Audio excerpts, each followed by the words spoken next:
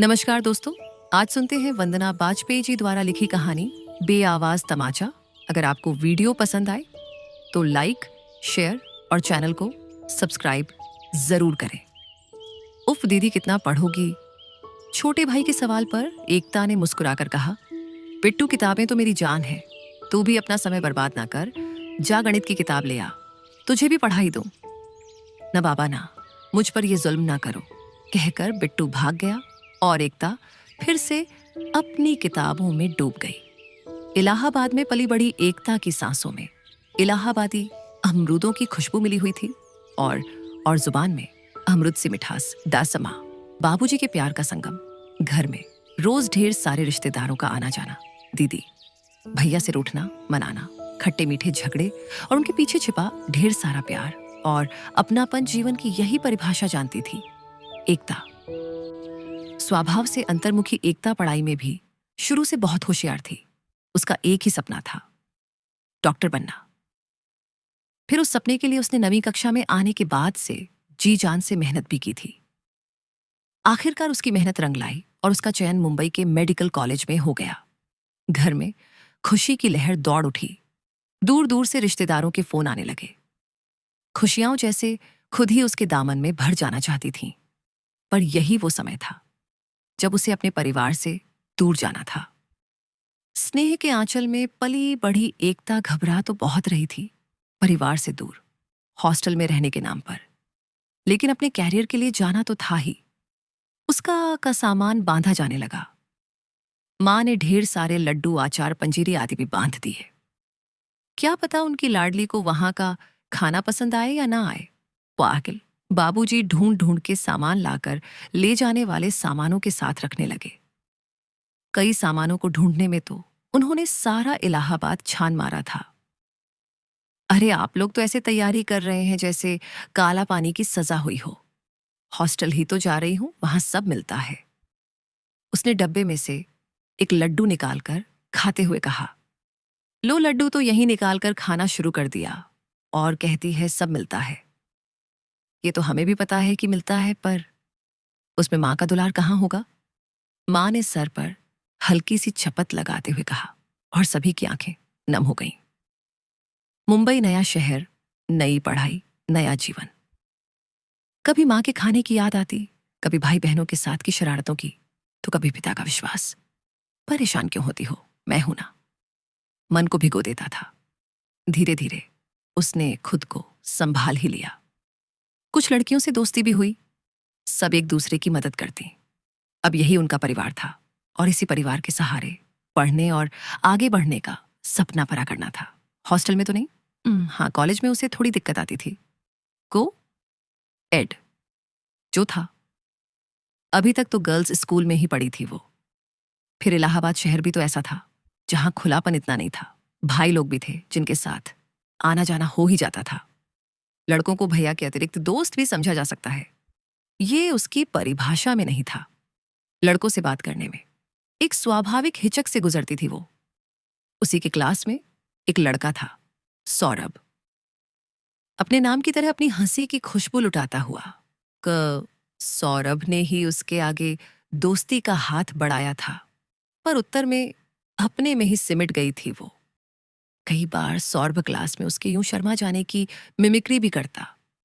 सब उसको देखकर हंसते और वो वहीं जमीन में गड़ जाती। कभी गा, कभी जी करता कि बताए इन सबको, पर लिहाज था कि जाता नहीं था।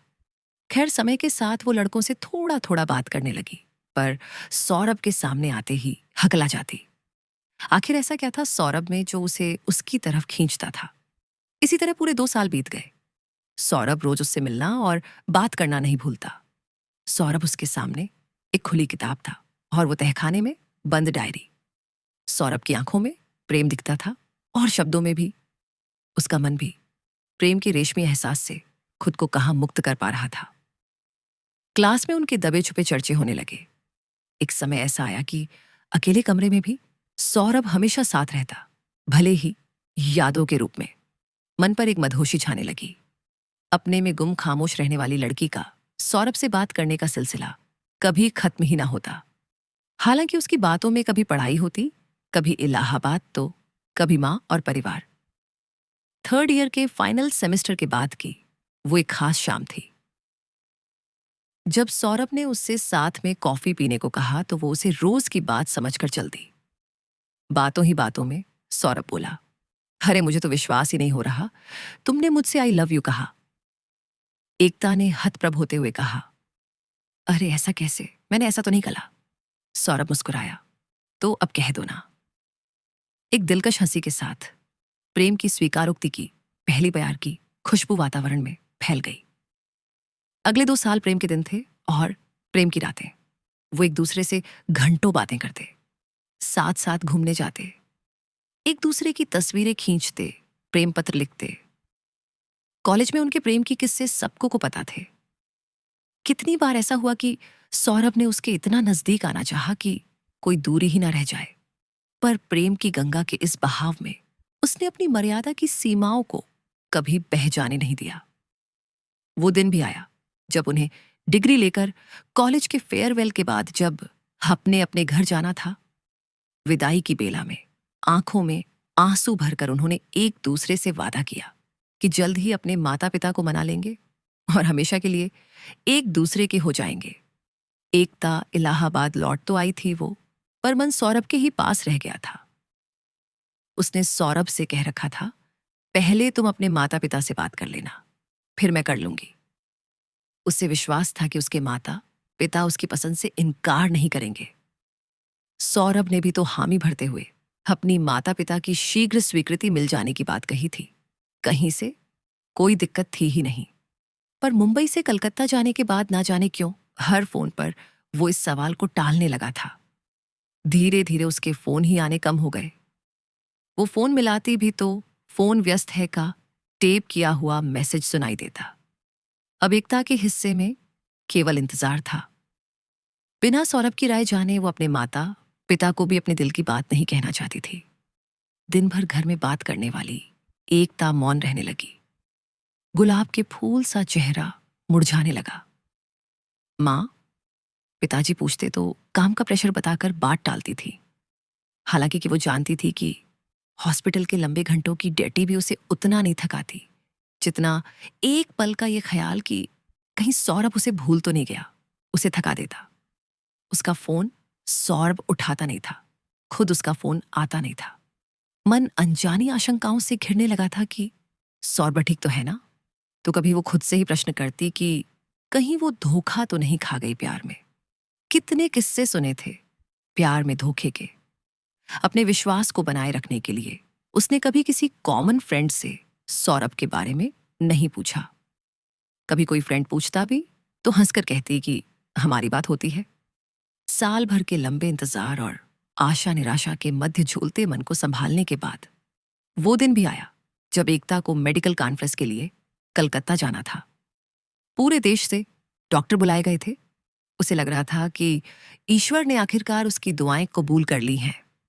उसने सौरभ की पसंद के कपड़े और ढेर सारे गिफ्ट्स पैक किए और कलकत्ता की ओर रवाना हो गई। पल पल इंतजार को खत्म करने वाला वो सफर बेहद हंसी था। वो सोच सोच के खुश हो रही थी कि मेडिकल कॉन्फ्रेंस में वो सौरभ के लिए कितना बड़ा सरप्राइज होगी। वो कितना खुश हो जाएगा। खुद ही रूमानी कल्पनाएं करती और खुद ही रोमांचित हो जाती। कलकत्ते पहुंचने तक रात ज्यादा हो गई थी। उस दिन वो होटल में रुक गई। अगले दिन सौरभ से मिलने की सोच उसके मन की वीणा के तार बज रहे थे। कॉन्फ्रेंस दूसरे दिन थी। सुबह जल्दी तैयार होकर होटल लॉबी में उतरी ही थी कि वहां सौरभ बैठा दिखाई दिया। उसे अपनी आंखों पर विश्वास नहीं हुआ। पर यह क्या, उसके साथ बैठी औरत, मांग में सिंदूर, हाथ में छूड़ा, गले में मंगलसूत्र और गोद में बच्चा। क्या सौरभ ने शादी कर ली? मन आशंकाओं से कांप उठा। नहीं नहीं, ऐसा नहीं हो सकता। ये उसका भ्रम ही होगा। ये उसकी कोई रिश्तेदार होगी। ये सोचकर उसने खुद ही अपने मन को दिलासा दी। तभी सौरभ का एक दोस्त उसके पास आया। सौरभ ने उससे धीमे से कुछ कहा। प्रत्युत्तर में उसने जोर से उस औरत की तरफ देखकर कहा, यार, सारी दुनिया की सबसे खूबसूरत लड़की से तो तूने शादी कर ली, अब मुझे तो कुंवारा ही रहना पड़ेगा। उनकी तेज हंसी में एकता की हिचकी की आवाज दब गई। हंसी की आवाज से सोता हुआ बच्चा गुनगुनाया। शायद वो भूखा था। बच्चे को लेकर सौरभ की पत्नी टॉयलेट की तरफ चली गई।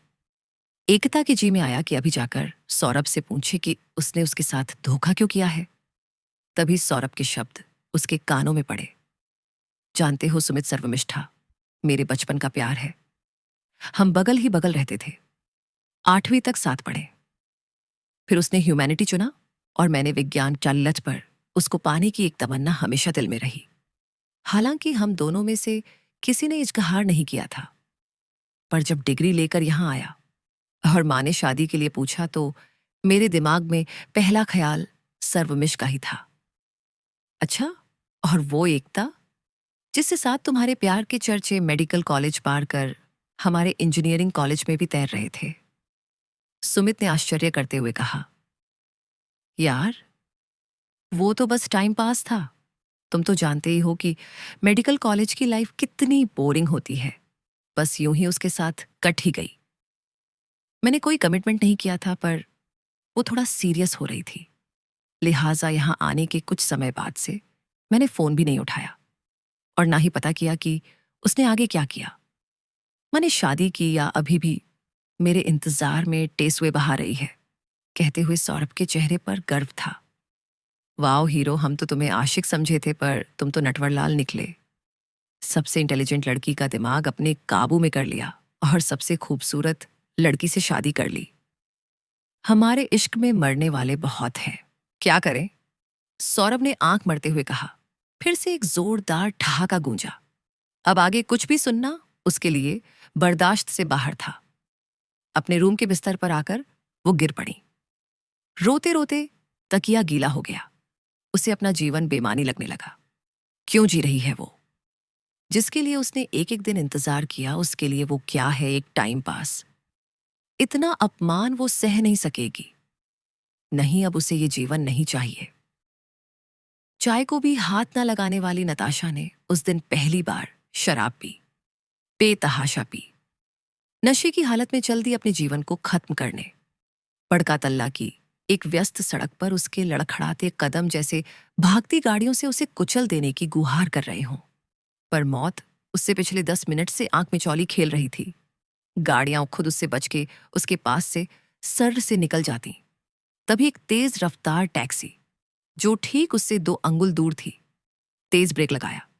उसे एक 34 से 35 साल की औरत उतरी। एकता अपना संतुलन खोकर सड़क पर गिर चुकी थी। उस औरत ने एकता को उठाया। उसके पास से आती शराब की गंध से मामला समझ एक जोर का तमाचा एकता के गाल पर मारा। मरने चली है, मतलबी लड़की। माँ बाप भाई बहन किसी का ख्याल नहीं है तेरे को। खुद तो मर जाएगी, पर उनको रोने के लिए छोड़ देगी। अचानक से एकता को यह ख्याल आया, ओह, वो ये क्या करने जा रही थी? उसके लिए जान देने जा रही थी, जिसको उसके होने ना होने से कोई फर्क नहीं पड़ता। और वो उसके माँ बाप भाई बहन, वो तो उसके लिए रोते रोते मर जाएंगे। शायद जिंदगी में कभी सामान्य ना हो पाए। परिवार का ख्याल आते ही शर्मिंदा हुई एकता उस औरत से लिपट रोने लगी और आंसुओं के बीच अपनी कहानी सुना दी। वो औरत उसे अपने साथ गाड़ी में बिठाकर अपने घर ले आई। एक चालनुमा मकान में उसका भी एक कमरा था, जिसे वो घर कह रही थी। नींबू पानी देते हुए उसने कहा, बहुत प्यार करती थी मैं अपने मर्द से। उड़ीसा से भाग कर आई थी उसके साथ यहां। वो भी मुझसे बहुत प्यार करता था, पर मुझसे कहीं ज्यादा शराब से। यही किराए की गाड़ी चलाता था वो। एक दिन ये शराब उसको लील गई। वो मेरे साथ अपने बच्चों को भी छोड़कर भाग गया। 2 जुड़वां बच्चे, जिनमें से एक पोलियो से अपाहिज, पैसे पैसे को मोहताज जिंदगी। क्या करती मैं? खुदकुशी कर लेती, बच्चों के साथ ले चली जाती। दूसरे लोग। बड़ा आसान लग रहा था, एक झटके में सब परेशानियां खत्म। पर नहीं, मैंने जिंदगी की लड़ाई को चुना। मैं तो चली जाती, पर बच्चों का सास ससुर का क्या होता? मैं उसी किराए की गाड़ी को चलाकर अपने बच्चे पालती हूँ, सास ससुर की सेवा करती हूँ। कभी भर पेट नहीं खाया, पर तसल्ली है जब ईश्वर के पास जाऊंगी तो आंख मिलाकर बात करूंगी। तूने जो जिंदगी दी थी ना, उसको पूरी मेहनत से जी के आई हूं। मुंह चुराकर भाग कर नहीं आई रे तेरे पास। और तू तू क्या कहेगी? एक प्यार के धोखे में सारे रिश्ते, सारे कर्तव्य से अधूरे छोड़ के आ गई। फिर तू तो डॉक्टर है रे, कितनों की जान बचा सकती है, उनकी और उनकी आंखों में खुशी की चमक दे सकती है। कभी सोचा है? एक अनपढ़ स्त्री से जीवन की सच्चाई जानकर एकता शर्म से पानी पानी होने लगी। ओह, वो ये क्या करने जा रही थी? उसे अपने माता पिता, भाई बहन, परिवार, नाते, रिश्तेदार, सबके आंसुओं से भरे चेहरे दिखाई देने लगे। सबकी आंखों में एक ही सवाल था, एकता तूने ऐसा क्यों किया? आखिर हमारे प्यार में क्या कमी थी? सारा क्रोध, अपमान आंसुओं में बनने लगा। वो होटल लौट आई। दूसरे दिन कॉन्फ्रेंस के लिए अच्छे से तैयार हुई। वहां उसने सौरभ की ओर बस एक हल्की सी परिचय वाली मुस्कान बिखेरी और अपने काम में लग गई। कॉलेज के शुरुआती दिनों की तरह एक बार फिर सौरभ उससे बात करने के लिए बेताब था, पर उसने ज्यादा तवज्जो नहीं दी और अपने काम में डूबी रही। उसे रह रहकर सौरभ का वही वाक्य याद आ रहा था। पता नहीं उसने शादी भी की होगी या अभी भी मेरी याद में टेंसुए बहा रही होगी। हर बार उसका संकल्प और दृढ़ हो जाता। सौरभ एक एवरेज स्टूडेंट था, पर शुरू से ही पढ़ाई में ढाकड़ रही एकता की डिस्कशन सुनकर सीनियर डॉक्टर्स बहुत प्रभावित हुए। कई ने तो अपनी दलीलों में उसके पॉइंट्स भी शामिल कर लिए। सारे समय सौरभ बस उसे ही देखता रहा। शाम के डिनर में भी वो सौरभ से अकेले मिलने से कतराती रही, लेकिन जब वो, सुमित, वो कुछ अन्य दोस्तों के साथ खड़ा था, तो एकता अपने एक दोस्त से मिलने के बहाने वहां पहुंची। बातों ही बातों में उसने जता दिया कि उसे अपनी पसंद का जीवन साथी मिल गया है और कुछ समय बाद वो उससे शादी कर लेगी। अरे, हमने तो सौरभ के साथ आपके रोमांस के बड़े किस्से सुने थे, सुमित ने चुटकी ली। ओह, वो, एकता ने सौरभ की ओर देखकर हंसते हुए कहा, वो तो टाइम पास था। आप तो जानते ही हैं मेडिकल कॉलेज की लाइफ कितनी बोरिंग होती है। घर परिवार से दूर इतनी सारी पढ़ाई करने के लिए थोड़ा सा सॉफ्ट टच तो जरूरी है। लो जी, तो मैडम का भी टाइम पास था। सुमित ने फिर चुटकी ली। हंसते हुए एकता आगे बढ़ गई। थोड़ी दूर जाकर उसने पलट कर देखा। सारे दोस्त अभी भी हंस रहे थे और सौरभ के चेहरे पर कल के गर्व मिश्रित भाव के स्थान पर अपमान का भाव था, जैसे किसी ने जोरदार तमाचा उसके गाल पर मार दिया हो।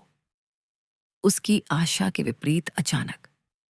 तो ये थी वंदना बाजपेयी जी द्वारा लिखी कहानी बेआवाज तमाचा। सुनने के लिए आप सभी का धन्यवाद।